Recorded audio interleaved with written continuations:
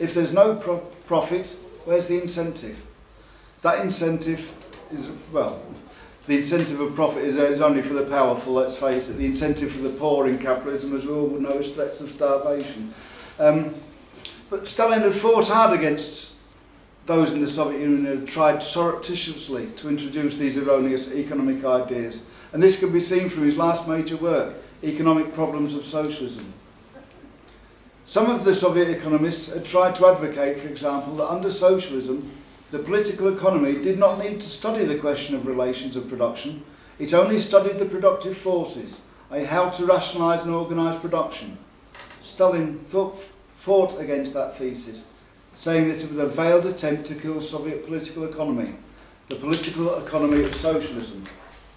In saying that the relations of production did not matter, these Soviet economists were saying that the state-owned machine and tractor stations in the Soviet Union serving the collective farms should be dismantled, in the sense that they should not be owned by the state, they should be handed over to the collective farms. Why? Because, they said, that was essential to reach a communist state, because the collective farms are strong enough, they can afford it, and let them take charge of that. Stalin opposed this by saying, it's not right to hand over the machine and tractor stations to the collective farms, asking, what would it do if we were to do that? He said it will give a tremendous boost to commodity circulation. Billions and billions of rubles worth of machine and tractor stations and their machinery and their buildings would become the private property of the collective farms, which are not state property, and we will be throwing this pot of property into commodity circulation.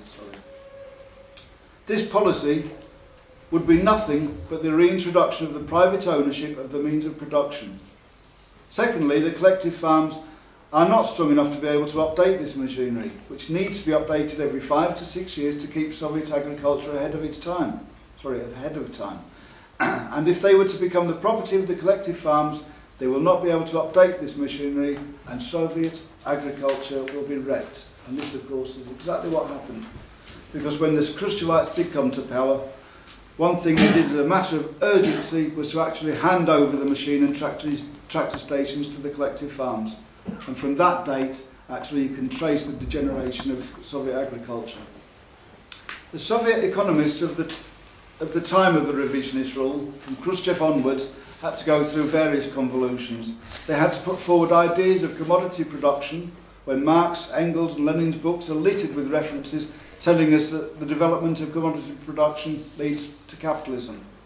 How did these servants of revisionism do that? They adopted a trick. They have a prefix for everything, the word socialist. So now instead of commodity production, we have socialist commodity production. Commodity production by its very nature, if it is extended, leads to the development of capitalism. In Stalin's lifetime, there were some Soviet economists saying we should make sure every enterprise makes a profit. In answer, Stalin said, no, we can't run our industry on that basis. He said, for example, there are certain enterprises in which it's 20 years before they produce a profit, but they are very important to the existence of the Soviet Union, for the development of industry. Are we to stop producing them? Oh, you can produce consumer goods, you can produce vodka by the gallons, that will produce a profit overnight. So to give preference to producing these rather than the means of production? And he said, what is this profitability of single enterprises compared with the profitability of building the entire Soviet economy? Of course, when the Khrushchevites came to power, they then made profit the regulator of production, saying we would produce that which produces profit. It brought greed into the enterprises rather than serving society. Corners were cut, and Soviet industry did not update its machinery during this period of time. Therefore, it became inefficient.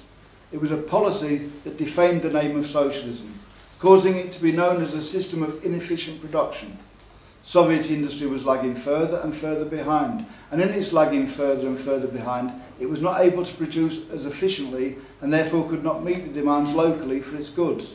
And that, of course, leads to the black market. People were producing illegally in the black market, and there are calculations made by some US academics that by the time the Soviet Union collapsed, as much as 30 to 40% of the Soviet economy might have been actually underground, i.e. illegal economy. Every time that happened, of course, it meant that the Soviet Union's industry was becoming less and less competitive against the competitors in the world. But by persisting with it, eventually the Soviet revisionists were able to create a market and produce according to the norm of profitability. And they judged the profitability on exactly the same basis as the capitalist enterprises do, i.e. prices of production plus the average rate of profit. And to justify this betrayal, all they do every time they use such norms is to actually use the word socialist before it. And they made ludicrous statements like, in the Western countries, the commodity production is bad because of monopoly, because there's not really proper free competition. Only under Soviet conditions can we have really free and pure competition. Now, any fool, and you don't have to be a Marxist, can be made to understand that it's free competition that leads to monopoly. So no matter what kind of freedom you have from monopoly, free competition must lead to the concentration and centralisation of capital, and it must lead to monopoly. Khrushchev was eventually relieved of his post, but not because he was a revisionist. It was simply that his buffoonery had become a danger to the revisionism that was now firmly entrenched in the most leading positions within the party, the government, the economy and the military. By the time Gorbachev arrived, the whole of the Soviet economy was disintegrating, and he was openly, for the first time, able to say, we need a market economy. And so the line that was started in 1956, through the negation of Stalin and putting forward wrong ideas in the political domain, from the peaceful and parliamentary road to socialism, from the state of the whole people, from the party of the whole people, through to the various economic reforms which were instituted over a period of 30 years, the Soviet Union collapsed. And it's a sign of the strength of socialism that it took these wreckers 3 whole decades to destroy that which had been built. But through their deceit, they did destroy it. And every time, without fail, that they every time without fail that they promoted and adopted these capitalist norms, they said, we are returning to Lenin. We're actually trying to undo the effects of the cult of personality.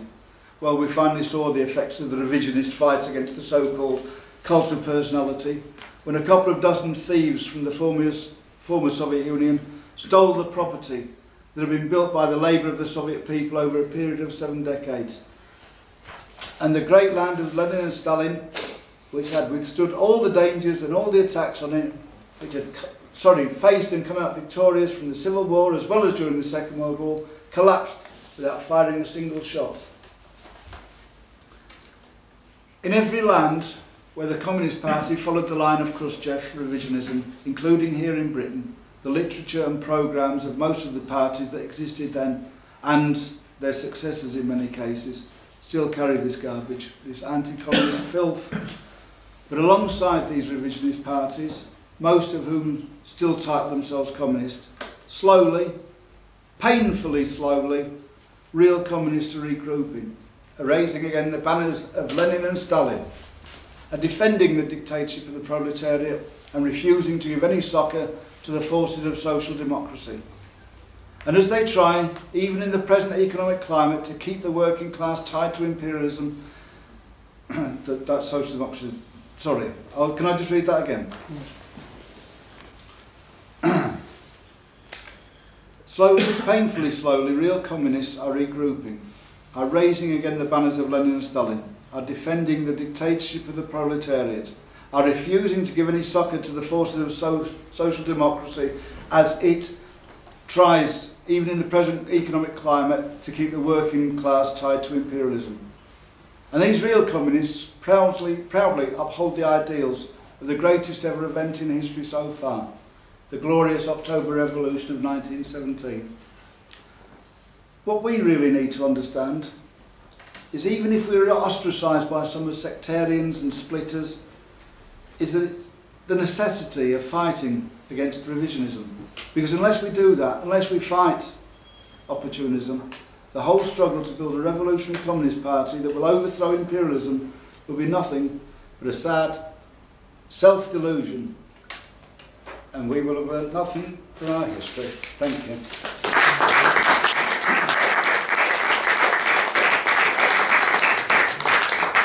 excuse me being a little bit emotional at the end. When I talk about the end of the Soviet Union, it always gets me like that. Yeah, yeah.